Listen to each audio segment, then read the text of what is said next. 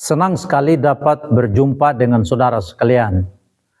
Saat ini kita disuguhkan dengan berbagai pengajaran yang kita bisa dengar yang bersebaran di media sosial.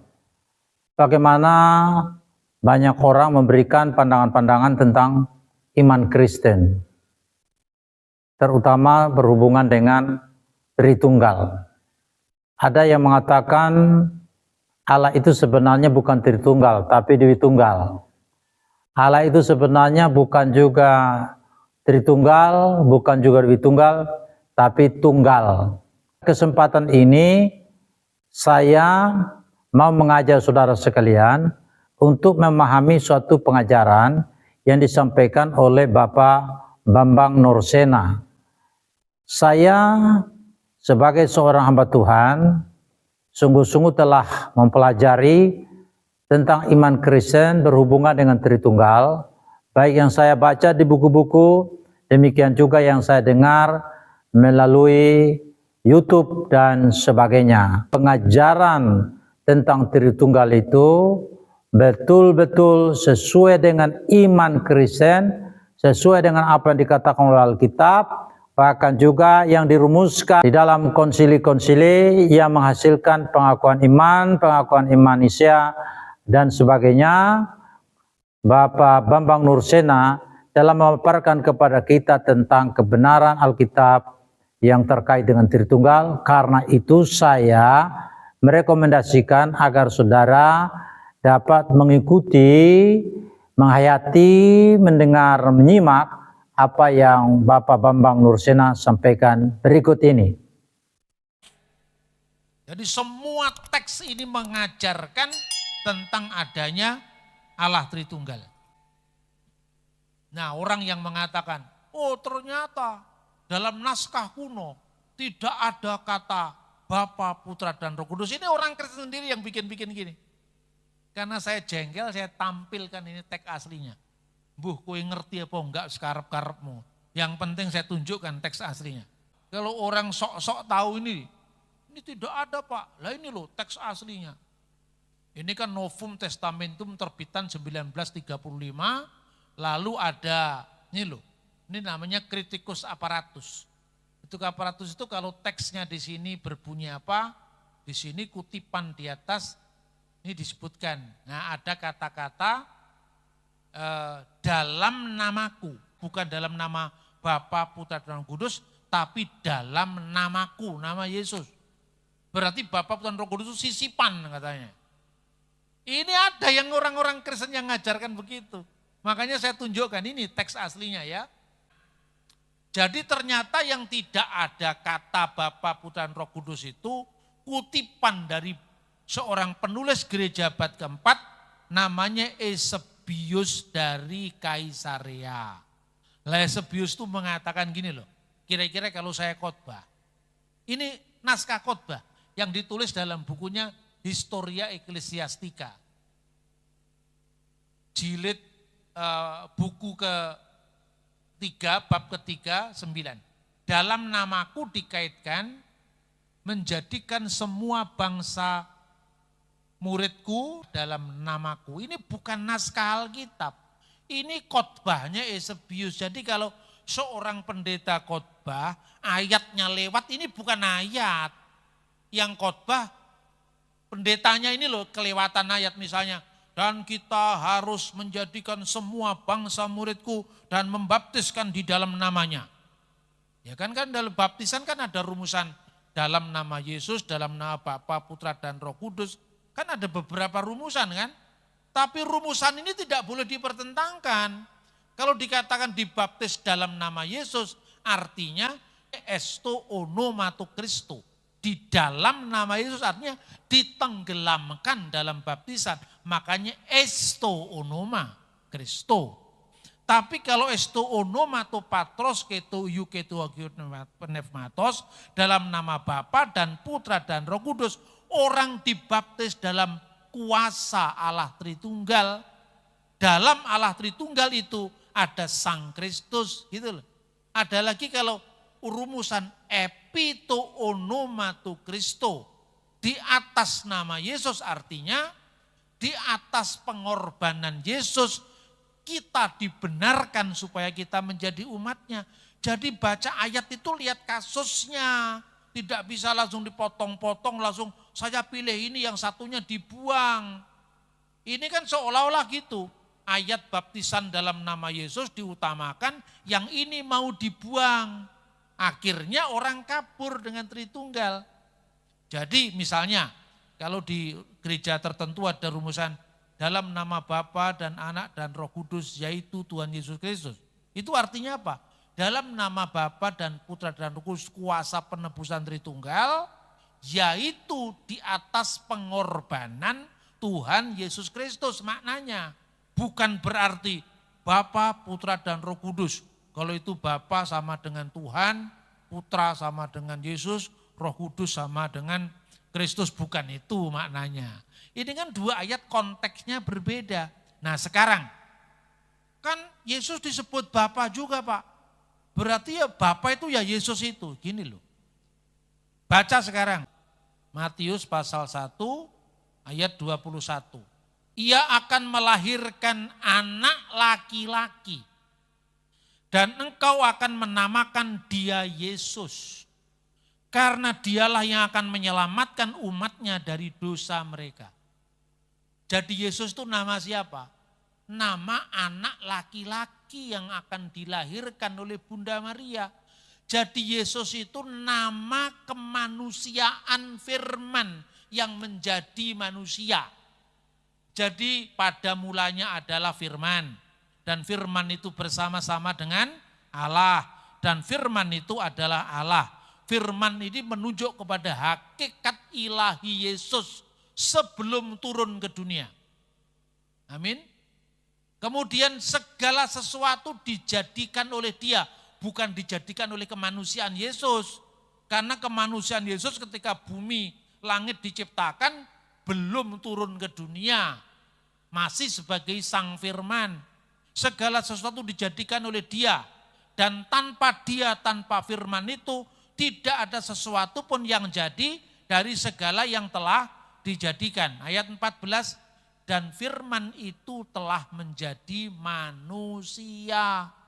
Kemanusiaan Yesus tadi yang menurut Matius 1 ayat 21 dinamakan Yesus. Jadi Yesus itu nama manusianya.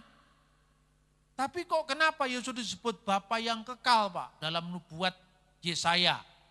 Namanya akan disebut penasihat yang ajaib, Bapa yang kekal dan seterusnya kan. Begini, Adam itu bapa kebinasaan. Karena manusia pertama, manusia jatuh ke dalam dosa, akibat dosa membawa yang lain jatuh. Ya kan? Itu namanya kejatuhan dalam dosa, itulah Adam pertama. Yesus disebut apa? Adam terakhir. Jadi kalau Adam pertama secara manusia, dosa memasuki dunia, maka lewat Adam terakhir, dia menjadi Bapa yang kekal. Karena tidak lagi tersentuh oleh dosa. Itu konteksnya. Jadi Tritunggal itu ada dua aspek. Yang pertama aspek keabadiannya. Itu bahasa kerennya adalah Tritunggal secara ontologis. On itu artinya keberadaan, ontologis. Mari kita baca misalnya Yohanes pasal 8 ayat 42. Kalau Allah itu Bapamu, kamu mengasihi aku, sebab aku keluar dan datang dari Allah. Pertanyaannya, aku yang keluar dari Allah itu kemanusiaannya atau keilahiannya sebagai firman? Coba dicermati teksnya ya. Kata Yesus kepada mereka, jikalau Allah adalah Bapamu, kamu akan mengasihi aku, sebab aku keluar dan datang dari Allah. Pertanyaannya, aku yang keluar dari Allah itu apa kemanusiaannya Yesus atau keilahiannya sebagai sang firman? Kemanusiaan Yesus keluar dari mana coba? Manusia Yesus itu keluar dari mana? Dari Bunda Maria. Itulah maka Yesus disebut sepenuhnya manusia. Yang disebut sepenuhnya manusia itu yang keluar dari Bunda Maria. Makanya Lukas pasal 1 ayat 42. Lukas pasal 1 ayat 42. Lalu berseru dengan suara nyaring, diberkatilah engkau di antara semua perempuan dan diberkatilah buah rahimmu. Siapakah buah rahim Maria? Yesus secara manusia. Jadi kemanusiaan Yesus yang keluar dari Bunda Maria atau yang dilahirkan oleh Bunda Maria itulah yang disebut dengan Yesus. Anak laki-laki yang dilahirkan itu akan disebut Yesus karena dia yang akan menyelamatkan umatnya. Tapi dia yang keluar dari Allah, itulah firman Allah yang kekal. Kita baca lagi 1 Korintus pasal 2 ayat 10 sampai dengan ayat 11.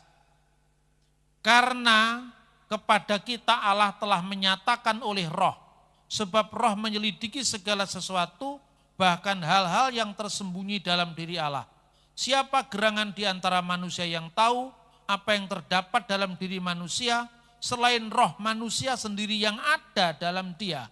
Demikian pula tidak ada orang yang tahu apa yang terdapat dalam diri Allah selain roh Allah. Berarti roh Allah adanya di mana? Dalam diri Allah. Seperti roh manusia ada dalam diri manusia. Satu lagi, Yohanes pasal 15 ayat 26. Semua ini berasal dari Alkitab. Yohanes pasal 15 ayat 26.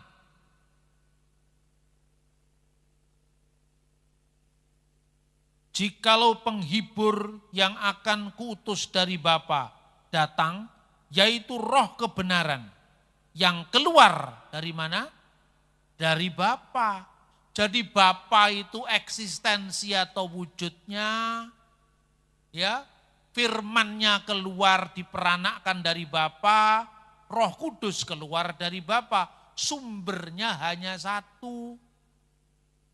Maka pertanyaannya, kok diperanakkan Pak? Ini tidak diperanakkan dalam pengertian terus secara biologis itu ya enggak, siapa yang bilang begitu.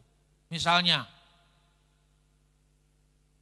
Pancasila itu adalah gagasan Bung Karno.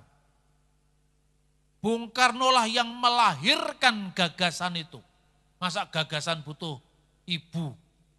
Siapakah ibunya gagasan? Bung Karno punya istri mana lagi yang melahirkan gagasan? Masa begitu? Ya, lahir di sini bukan beranak secara fisik, tapi karena dulu di Arab pada masa pra-Islam, orang-orang Arab itu primitif, percaya bahwa Allah itu punya anak Allata, Usa dan Manat, maka diluruskan oleh Quran. Lam yalid walam yulad walam yakulahu kufuwan ahad.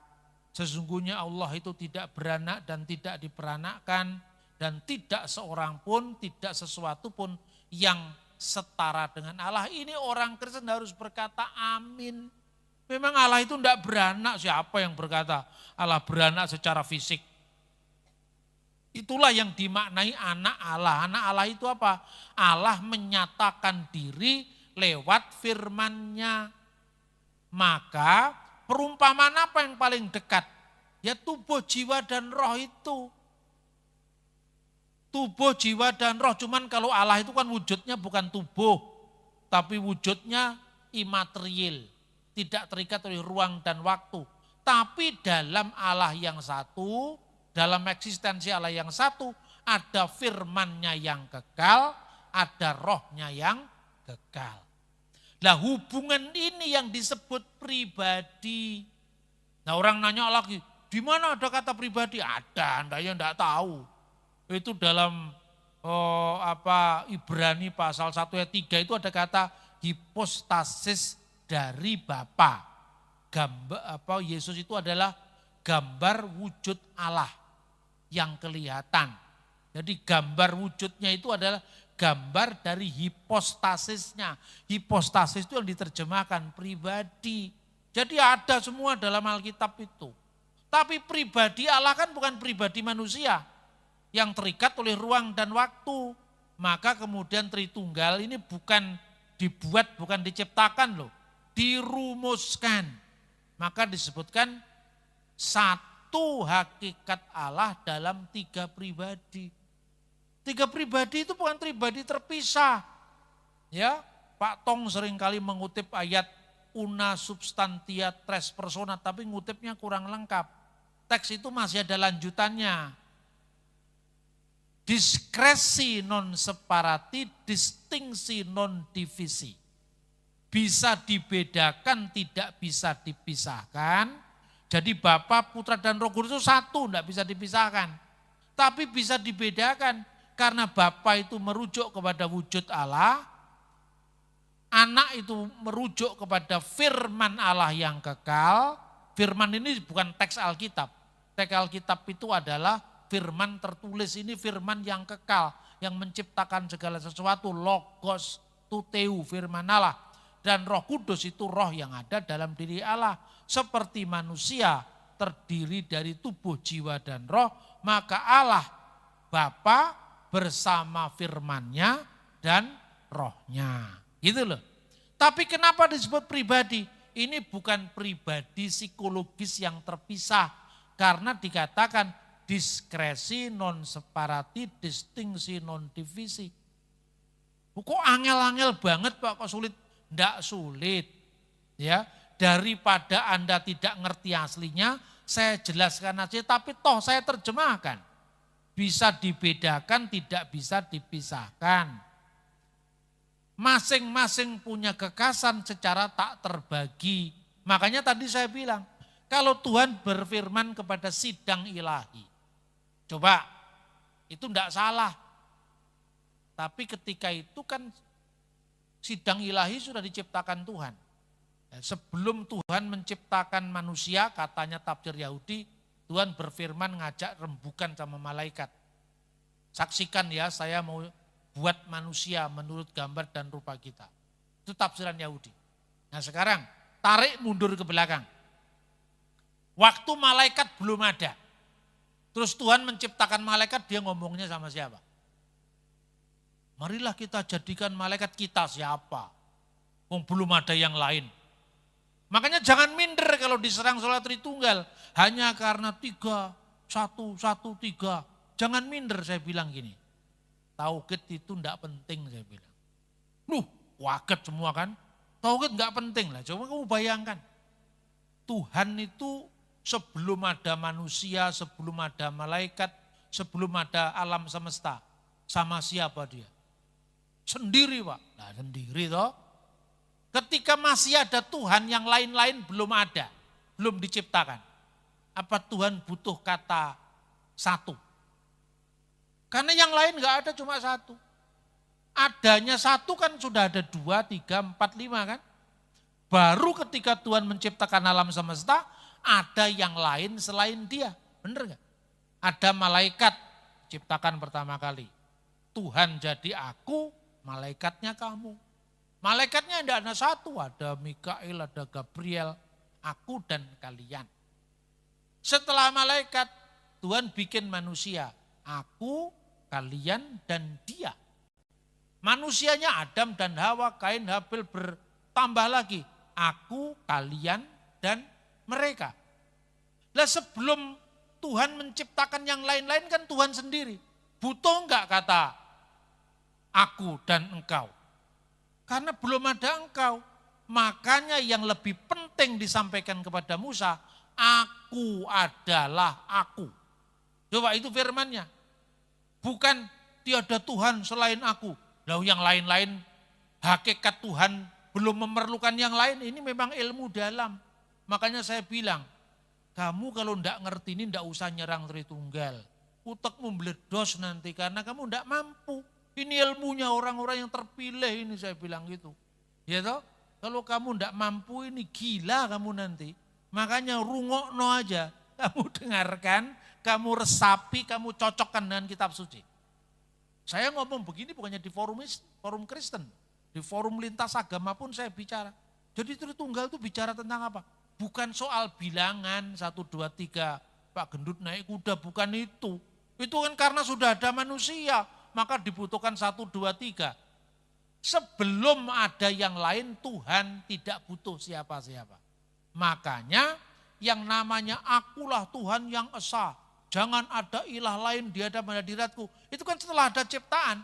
Jadi keesaan Tuhan itu penting sebagai komitmen pengabdian. Ciptaan kepada Sang Pencipta. Untuk Tuhan sendiri tidak butuh tauhid. Untuk Tuhan sendiri tidak butuh monoteisme.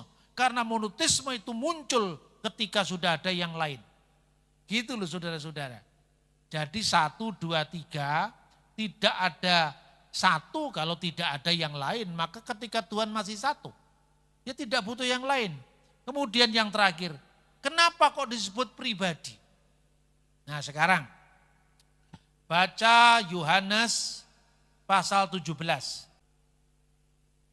Demikian kata Yesus, lalu ia menengadah ke langit dan berkata, Bapa, telah tiba saatnya, permuliakan anakmu supaya anakmu mempermuliakan engkau.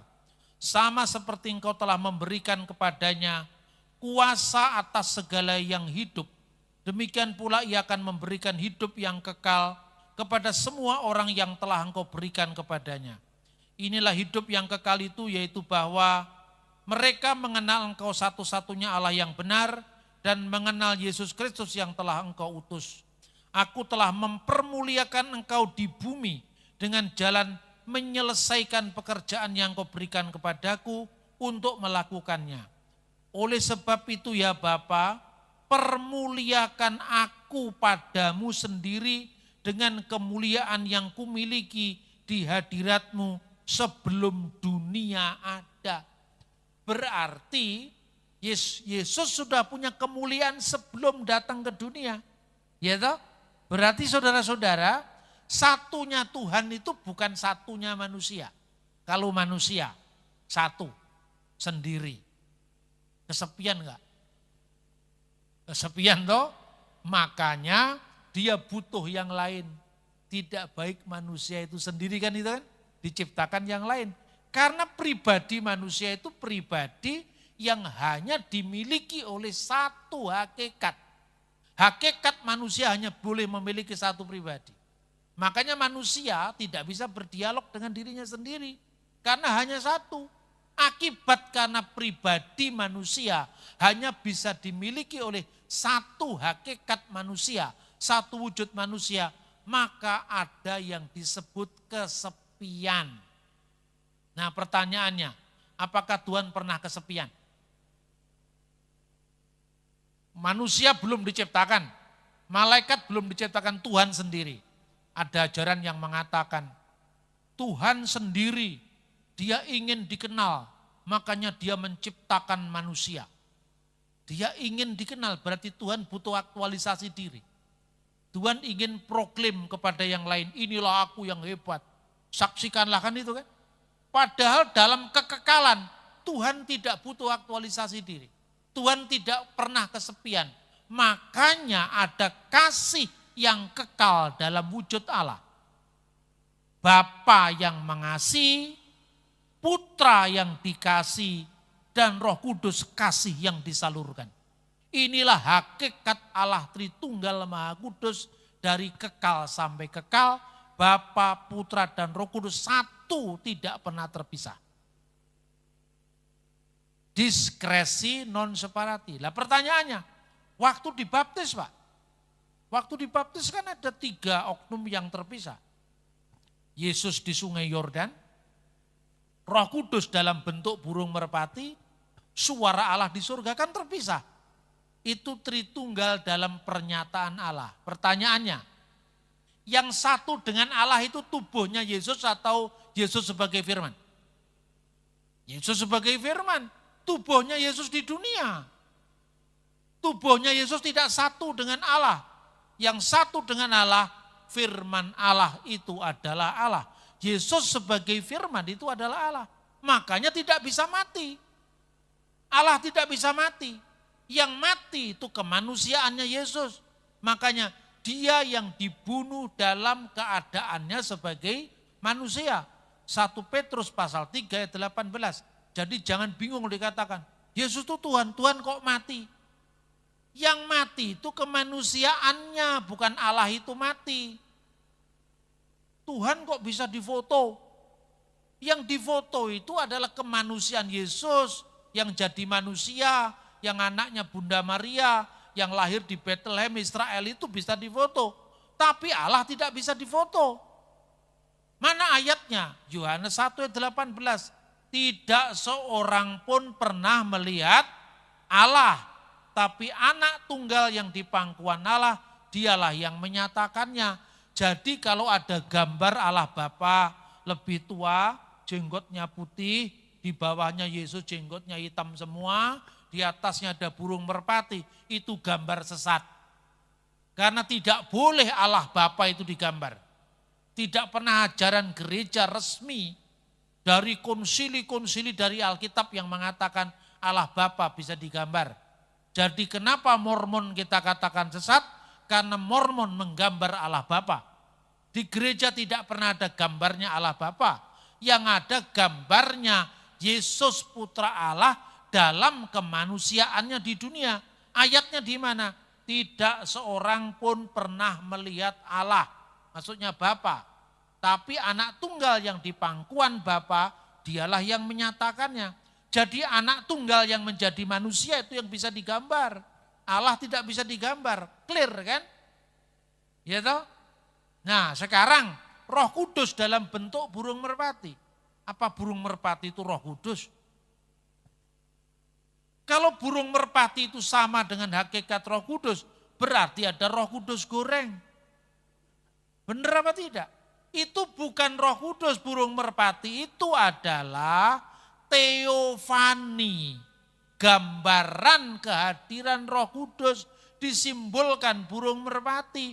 Bukan kalau ada burung merpati terbang, ada Roh Kudus, ada Roh Kudus, ada Roh Kudus, kan bukan begitu. Karena ketika Roh Kudus digambarkan jadi lidah-lidah api yang memasuki kepala para murid pada saat pencurahan Roh Kudus di hari Pentakosta, ya toh? Bukan berarti kalau ada orang kebakaran rumah, Roh Kudus membakar rumah. Itu simbol teofani Roh Kudus. Jadi yang terpisah itu kan simbolnya. Tapi Bapa, Putra, dan Roh Kudus tidak pernah terpisah.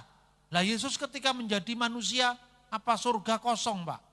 Kan sering kali orang mengatakan, lah Tuhan itu hadir di segala tempat kok pernah mengalami kekosongan bagaimana? Kalau Tuhan sekarang ada di sini, apa Tuhan enggak di sana? Tuhan ada di mana-mana. Tapi di mana-mana itu bukan Tuhan. Tuhan hadir di mana-mana. Di seluruh dunia Roh Allah bekerja. Di seluruh dunia seperti Nabi bersabda. Di seluruh dunia ada ilham roh yang heran. Itu teks-teks lama, lagu-lagu lama itu mengandung pelajaran teologis yang sangat mendalam loh. Nah kiranya saudara-saudara, Tritunggal itu bukan bicara tentang jumlah Tuhan. Tapi Tritunggal bicara tentang hakikat Tuhan yang dinyatakan kepada kita. Bapa, Putra, dan Roh Kudus. Dan ketiganya adalah Esa.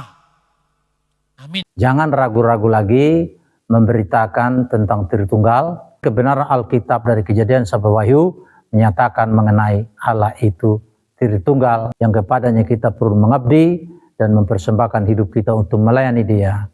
Amin.